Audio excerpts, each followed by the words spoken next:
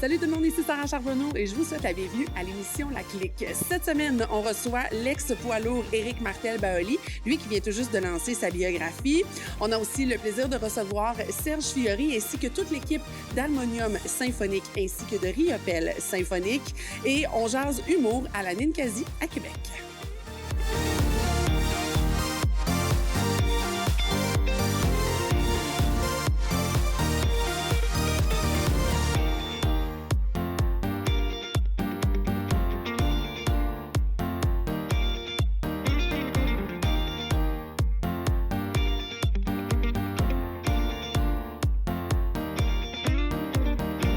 Aujourd'hui, sur La Clique, on reçoit l'ex-poids lourd Éric Martel-Baoli, lui que vous connaissez assurément pour sa carrière de boxeur professionnel. Il a lancé récemment sa biographie « Je n'arrêterai jamais de me battre ». On a eu le plaisir d'en jaser avec lui du côté du Don Vegan à Québec.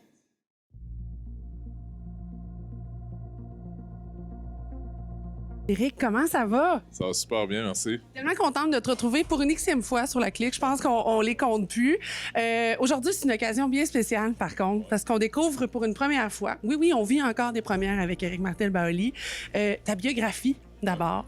Comment cette idée-là t'est venue, t'a été apportée d'avoir ta propre biographie? Ouais. Ben, en fait, ça vient pas de moi. C'est vraiment Charles Lalande qui m'a écrit. On se parlait souvent encore parce que lui avait commencé même sa carrière de journaliste un peu en même temps que je commençais ma carrière professionnelle en boxe.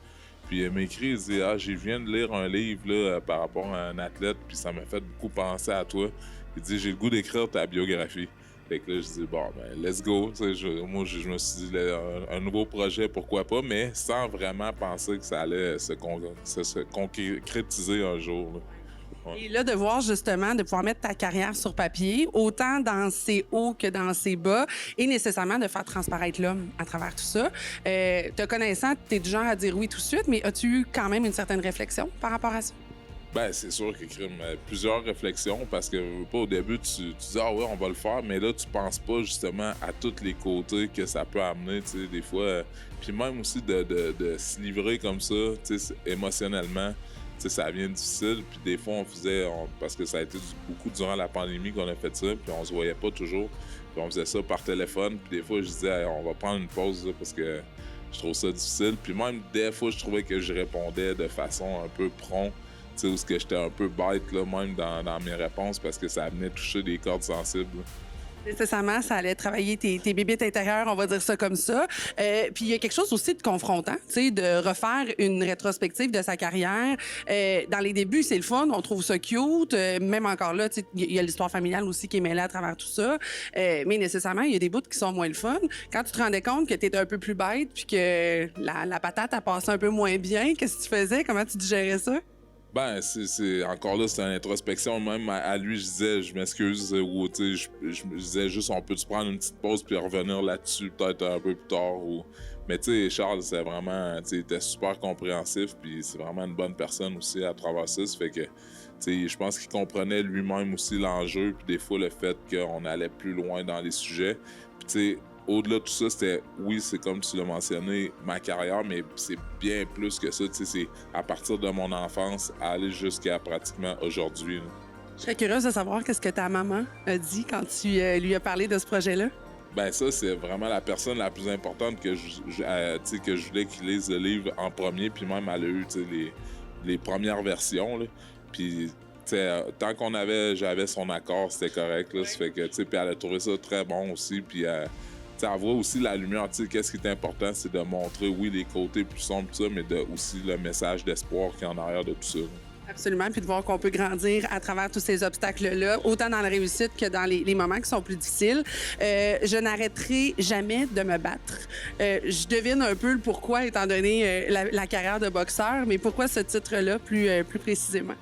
Ben aussi parce que justement, comme on l'a mentionné, au-delà dans la vie tout court, on a toujours des combats à faire face. Puis ça peut être moi aussi, en plus, j'ai eu des problèmes de consommation qui étaient très cachés, que je parlais pas nécessairement, puis que après coup, aujourd'hui, c'est ma fierté de parler de sobriété puis de justement montrer que c'est possible de se sortir de ce fléau-là, puis qui touche plus de gens qu'on pense. Ça.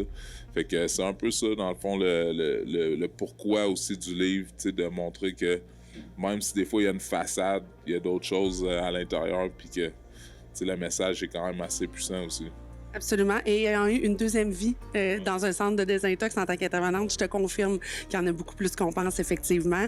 Et là, il faut dire, tu vas célébrer ta 4e année de sobriété cet été, le 1er juillet, si je ne m'abuse. Et nécessairement, mais ce livre-là est paru plus tard dans ton processus d'abstinence, dans ton processus d'arrêt. Est-ce que c'est quelque chose d'important pour toi d'avoir les 2 pieds solides dans ta sobriété pour ensuite venir te dévoiler au grand jour comme ça?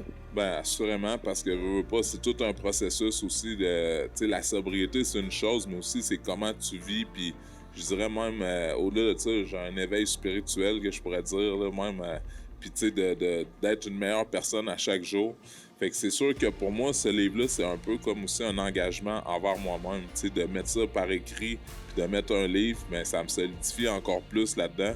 Puis c'est certain que, tu sais, je pense pas qu'après 1 an seulement de sobriété, j'aurais pu faire ce livre-là. Puis même, tu sais, dans le processus aussi de l'écriture, tu sais, je me rends compte que si je referais le processus, ça serait différent aussi qu'est-ce qui serait écrit jusqu'à un certain point. Fait que, tu sais, il y aura peut-être une version numéro 2 dans 10 ans. Je sais pas, sauf que, tu sais, le but dans tout ça, c'est que quand même, je le fais pour moi avant tout. Tu sais, puis tant mieux si ça peut inspirer d'autres gens. Puis moi, ça me permet justement de garder ma ligne puis de continuer dans le même sens que qu'est-ce que j'ai décidé de faire.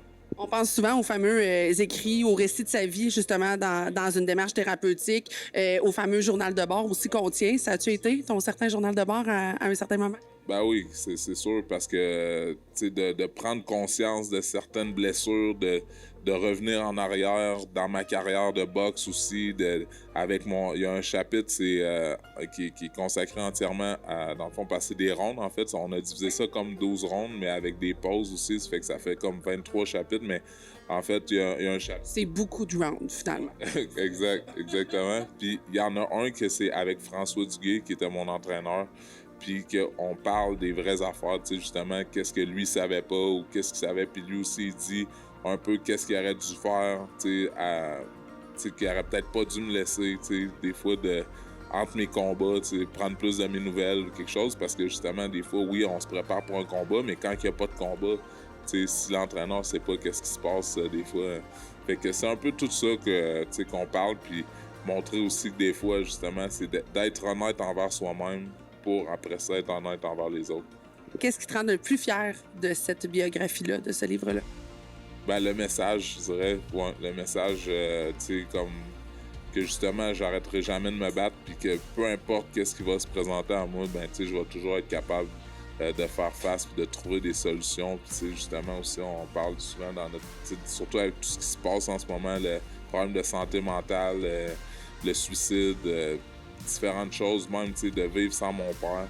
Mais, tu sais, je trouve que c'est vraiment le message de montrer que peu importe qu'est-ce qui arrive, ben, on peut toujours trouver des solutions. La reconnaissance, c'est plus maintenant d'avoir mis quelqu'un KO, tu sais, ou d'avoir gagné un combat de boxe en donnant des coups de poing. C'est plus comme individu, vraiment, pour ma personne, parce que là, je me livre à 100% où ce que je parle de moi.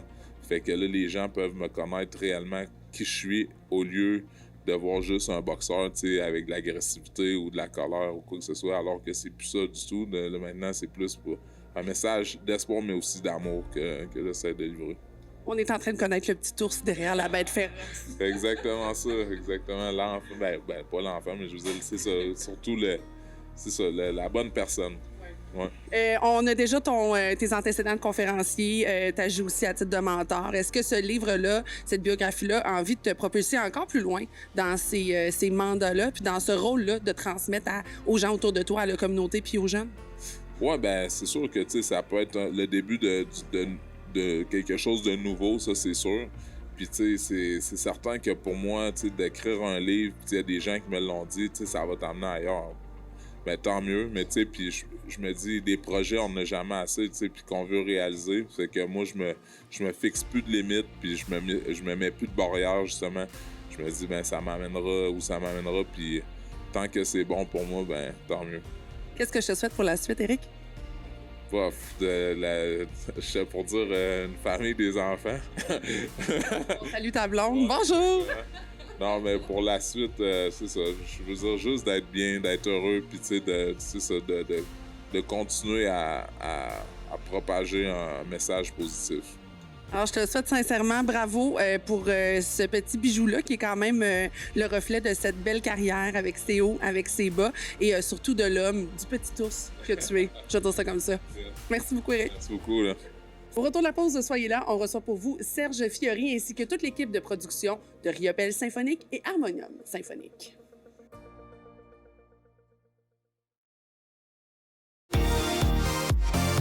C'est la saison des symphonies à Québec, alors que les spectacles Riopelle Symphonique et Harmonium Symphonique seront présentés sous peu. Mon collègue Guillaume s'est d'ailleurs entretenu avec plusieurs membres de la production, dont entre autres le grand Serge Fiori.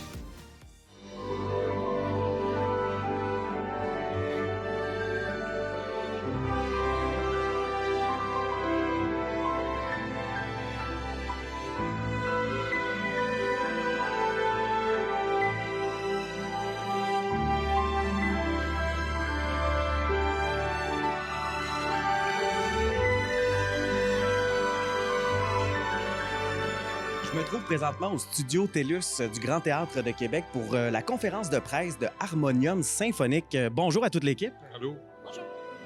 Vous connaissez déjà un grand succès avec Harmonium Symphonique. Pour ceux qui ne connaîtraient pas encore, qu'est-ce que c'est? C'est un spectacle incroyable qui démontre le génie de Serge Fiori. Vraiment, il n'y a pas de mots pour dire c'est quoi, mais dans le fond, je pense que chaque personne qui est venue déjà le voir a vu à quel point c'est un concert qui s'explique pas, qui se vit. Puis on a hâte de faire découvrir ça dans le fond au public à Québec. Donc, vous avez fait avec l'Orchestre symphonique de Montréal. Là, vous le faites avec l'Orchestre symphonique de Québec, c'est ça? Oui. Non, puis à chaque fois, c'est une expérience différente. Puis, tu sais, je me dis tout le temps, ben là, j'irai pas tout le temps. C'est impossible.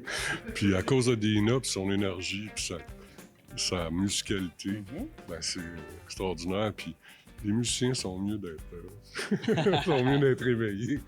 Mais c'est extraordinaire, vraiment. C'est le spectacle sans parole, mais j'ai vu aussi qu'il y a un chœur de choristes qui interprètent les chansons. Est-ce que, dans le fond, vous déconstruisez les chansons pour les rendre symphoniques? Ben, c'est-à-dire qu'il n'y a pas de paroles, histoire sans paroles, mais c'est Simon Leclerc qui a fait les arrangements. Puis de donner l'ampleur à chacun des chansons puis des bouts.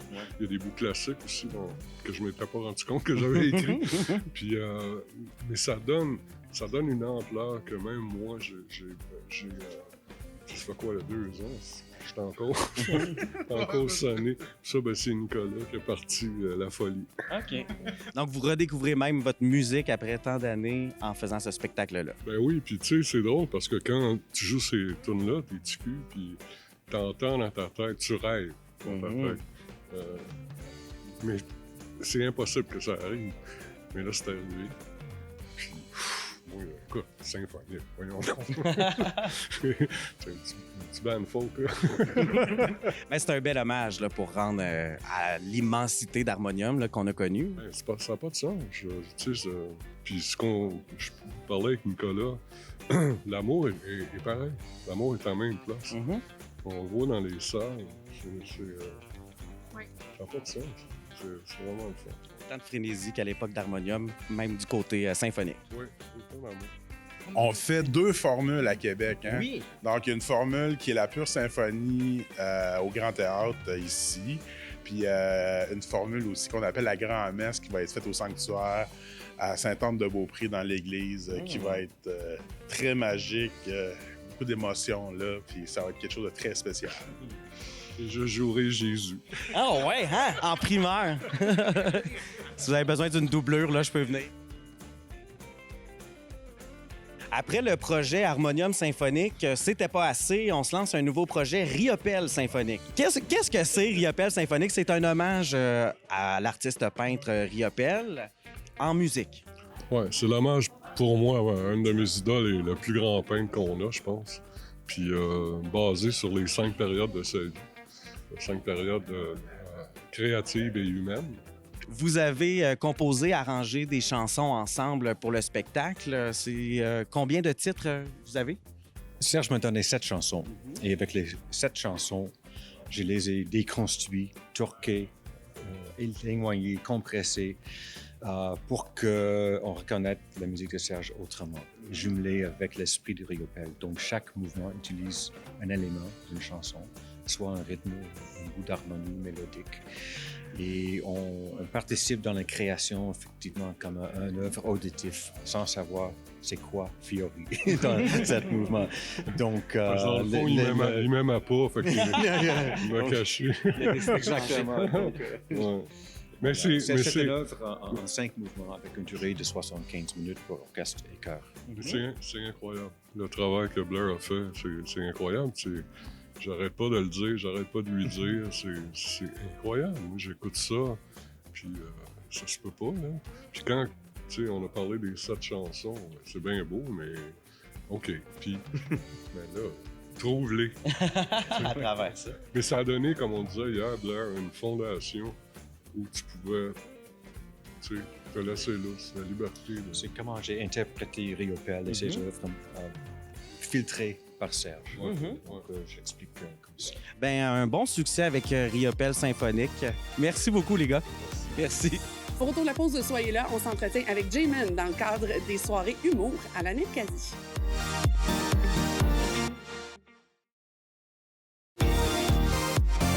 Les soirées humour à la Ninkasi sont vraiment un incontournable dans la région de Québec. On a eu le plaisir d'ailleurs de découvrir ces soirées-là en compagnie de l'un des humoristes invités, J-Man. Et je veux surtout que t'applaudisses l'excellent J-Man!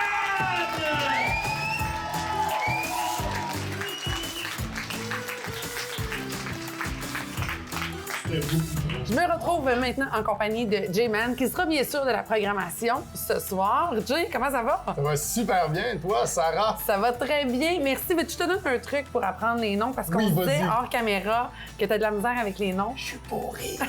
Tu dois répéter 3 fois le nom de la personne en lui parlant.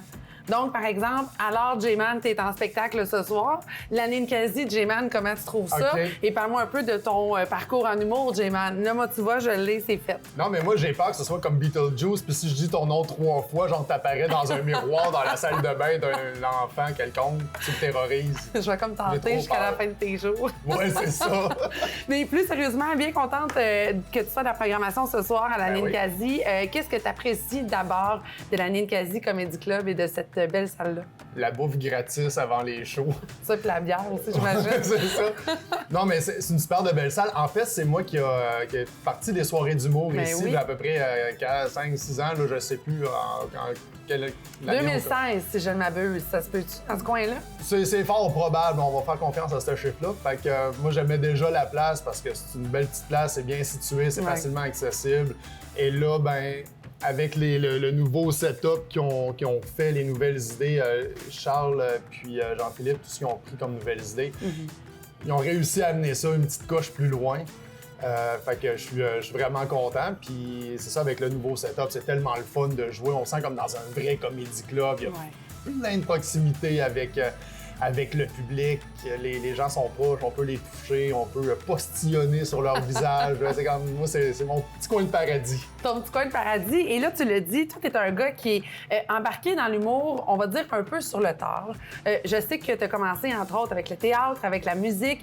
La scène a été là très, très tôt pour toi, mais l'humour est arrivé un peu plus tard. Qu'est-ce qui a fait en sorte que tu as collé, justement, plus tard un peu à l'humour? En fait, l'humour a tout le temps été là. Par la bande. Non. Ouais. Vraiment, il était là. Je Ouais. voulais juste pas l'accepter. OK. Puis j'ai tourné en rond, puis pendant plein des années, là, j'ai un parcours de gars qui s'est cherché pendant de nombreuses OK. années, justement avec le théâtre, avec la musique, avec l'impro. J'étais tout le temps attiré par la scène, puis j'ai tout le temps été la personne qui essaye de faire rire les gens, même si les tentatives étaient très souvent très lamentables.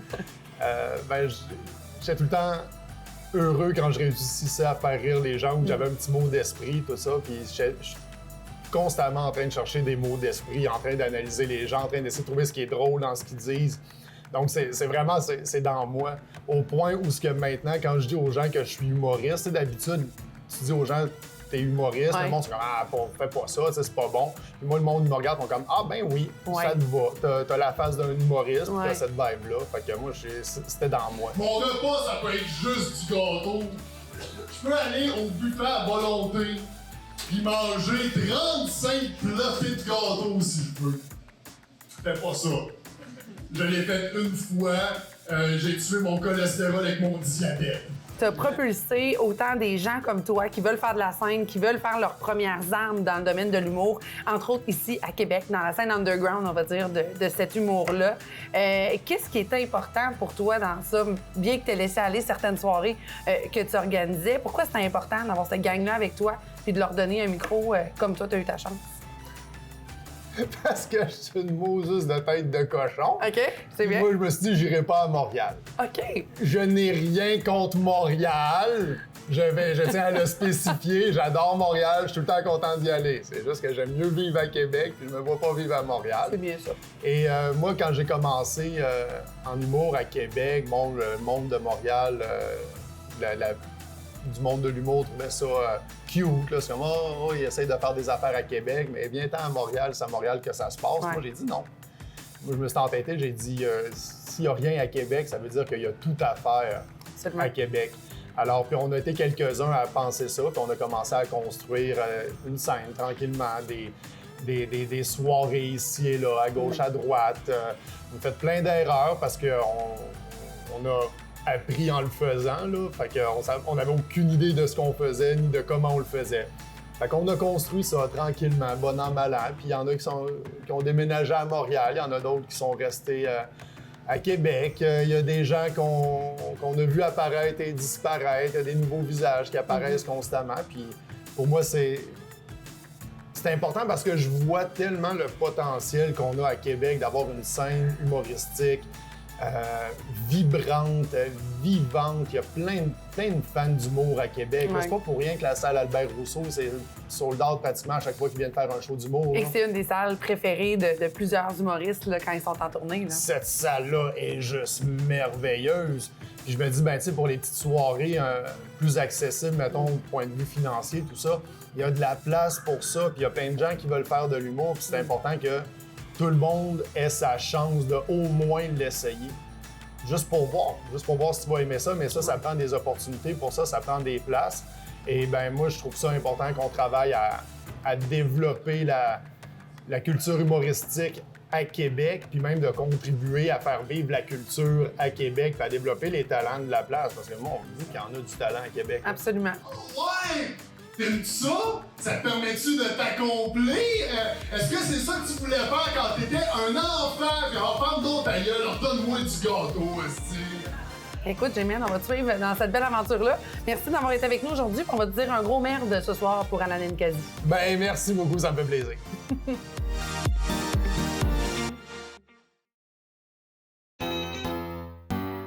Alors voilà, déjà, c'est ainsi que se conclut l'émission pour cette semaine. J'espère bien sûr que vous avez eu du plaisir à découvrir nos différentes rencontres et nos différents invités. Pour revoir nos précédentes émissions de La Clique, c'est sur le télémag.tv que ça se passe ou encore sur le laclique.com. Mon nom est Sarah Charbonneau et je vous retrouve la semaine prochaine. Ciao!